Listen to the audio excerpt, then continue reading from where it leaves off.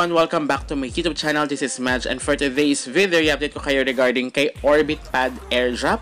So now, this is the last phase nila guys before the launch of their mainnet, which is yung kanilang testnet guys.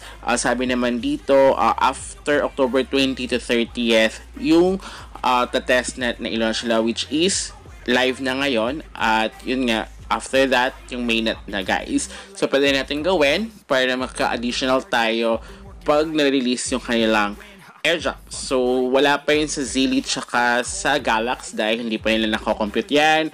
But, yung sa mismong website nila, na-compute na nila yan guys. So, now, huwag kayong mag-escape and stay tuned until the end of this video dahil medyo tricky yung kailangan natin gawin for the testnet guys.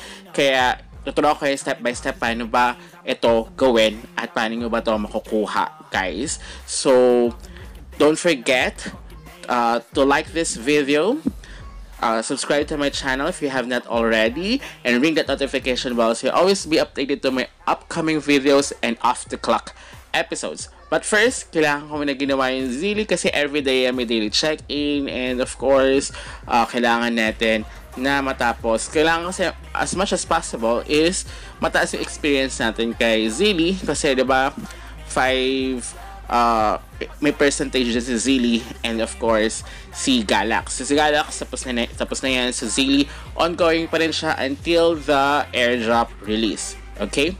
So now, as you can see, the testnet is live. So pwede rin natin. So sakto naman sila, October 20. So ayan, merong dun sa mismong di kasi nakikita, 'di ba? So now, kailangan yung i-click yung mismong specific link for the testnet guys. And then yun nga, i-connect kasi sa main website nila, ang naka-connect doon is the ZK Sync mainnet. So for this one, ZK Sync na testnet. So pag kiniklik nyo kasi yan sa yung old na nila na website, hindi lumalabas sa testnet. So mismong specific link yung kailangan. So now, i-connect natin yung ating MetaMask again for the testnet. So kailangan dyan is ZK Sync testnet, which is, sabi ko kasi medyo crucial ito dahil mag-bridging tayo at kailangan natin lagyan yung ating ZK Sync testnet ng Ethereum. Okay? As you can see, nakikita nyo ba yung nasa background, yung for the testnet? Yan yung ating gagawin, guys. Which is, nagbigay naman silang instructions sa kanilang Discord. Sabi ko kasi nga mahalaga ang Discord dahil kadalasan binibigay nila ang mga instructions kung paano ba, as you can see, ito, ano bang gagawin dyan, diba? So, as you can see, may mga Ethereum na prices, diba? So, yan yung ating gagawin. So, kaya dapat hindi kayo mag-skip para malaman nyo kung paano ba nyo ito matatapos. Okay? So, ganito siya. So, kailangan meron talagang Ethereum testnet. So, ayan yung pagkakasunod-sunod. Token purchase. Acquire minimum of 5 launch sale tokens from our sale page. Transaction verification. Visit your portfolio page to review the testnet transaction. Early access. And then OPAD token. So, may nakita kayo dyang faucet sa gilid, diba? So, staking and unstaking. Engage in OPAD token staking and unstaking. And then the rewards, claim your rewards in tokens or USDC. So, it's, guys, testnet lang yan ha, okay? So, we need Ethereum for this one. So, now, the first thing you need to do is claim Go Early Ethereum. So, ilalagay ko na lang din siya sa description box yung mga anong kailangan. But the step 1, kailangan nyo ng Ethereum testnet. Okay? Diba? As you can see sa background is kinilik ko yung faucet. So, yun yung faucet na claim natin for the OPAD tokens, which is yun yung gagamitin natin for the staking later on.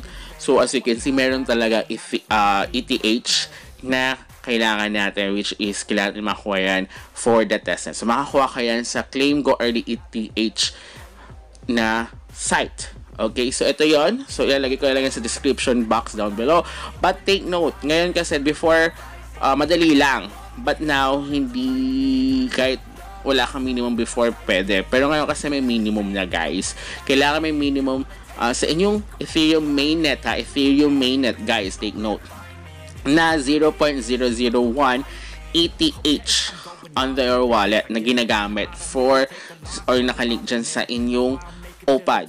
So, kailangan nyo muna lagyan ng 0.001. Kung meron man yan, pwede nyo na ilagay dyan ng inyong address and then send me ETH. So, makakuha kayo ng 0.02 per day. Yun nga lang, per day. So, kailangan tipirin nyo yan.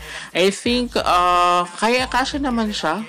Itong 0.02 na Go Early ETH for dyan sa sa testnet ni OrbitPad.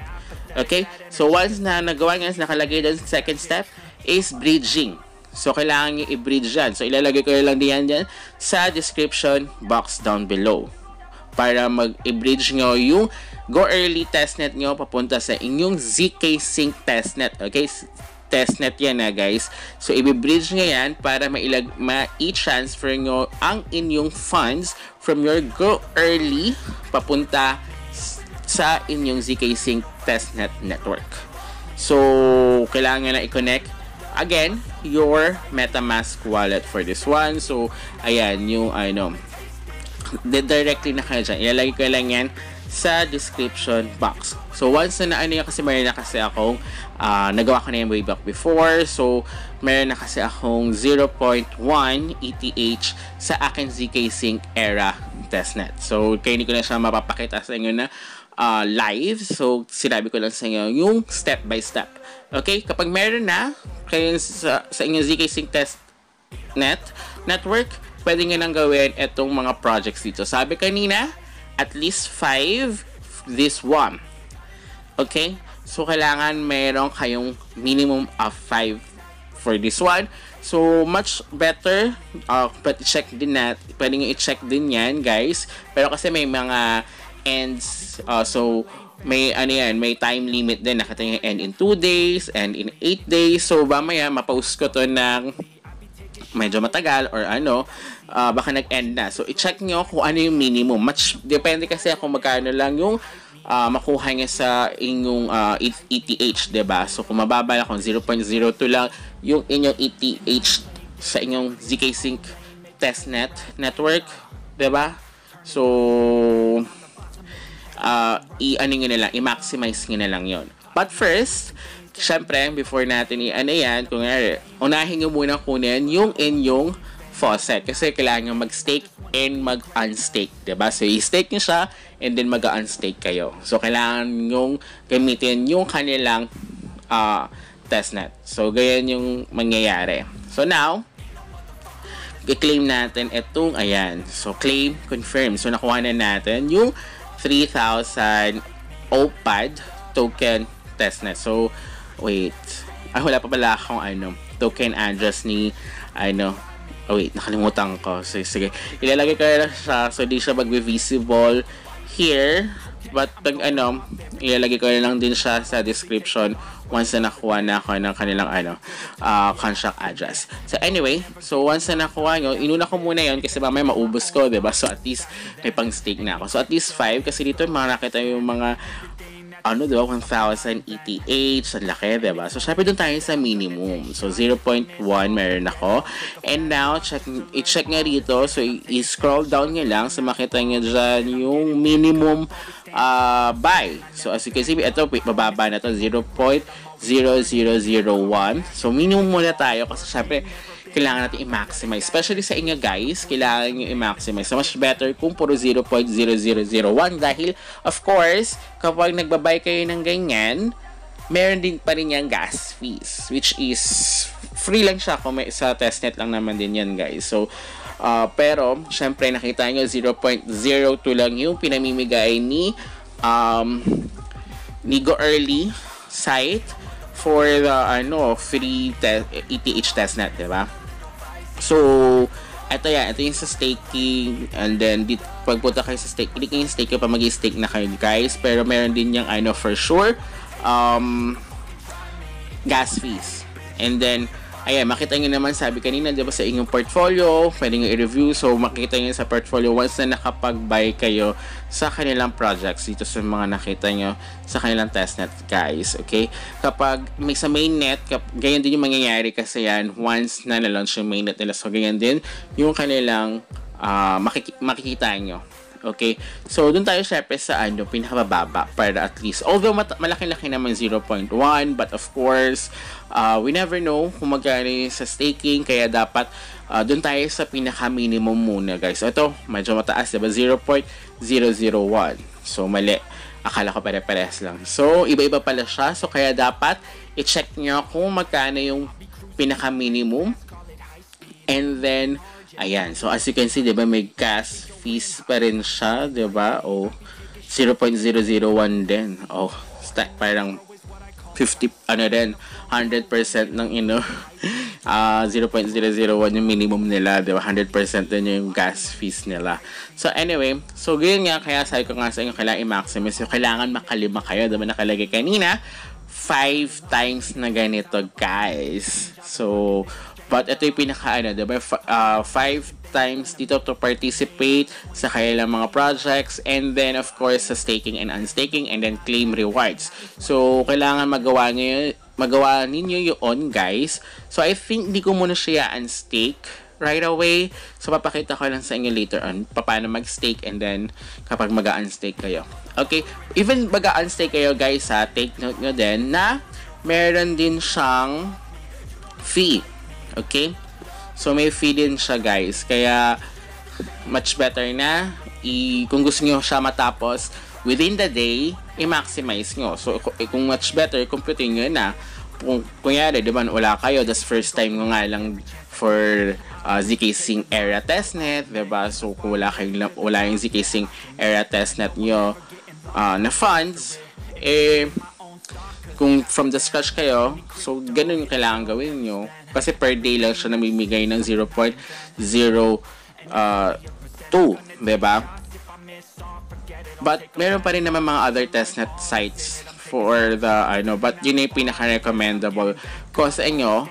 But of course, mas okay kasi siya. So yun talaga yung ginagamit. So yun nakikita ko sa mga other videos na ginagamit nila for that testnet para makakuha ng Go Early ETH testnet, guys. So ayan, guys, kina-check ko muna kung ano yung minimum. Doon tayo sa pinakamababa, diba? So although ayan, magtatapos siya for ayan,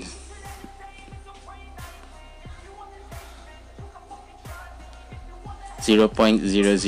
Sige, pwede naman ako. Talagang malaki-laki naman yung ating nasa ETH sa zkSync era natin. 0.1, diba?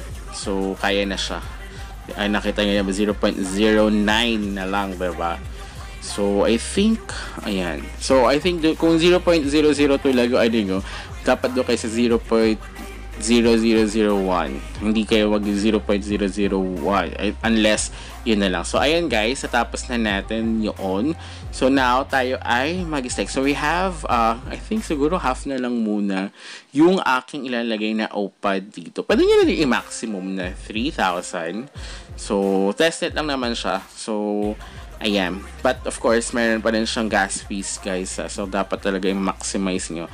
So, may 2,144 number of stakers now. So, I don't know in the future. So, wait. So, kailangan din i-approve yan yung contract. So, meron din yung may gas fees din yun. Kaya sabi ko sa inyo, puro gas fees. Much better kung unahin nyo muna ang pag-stake and unstake, guys, bago nyo gawin yung projects. Kasi, dito nyo malalaman kasi kung magkano yung gas fees. So, ayun, sabi ko, 0.30, then 5. So, okay naman.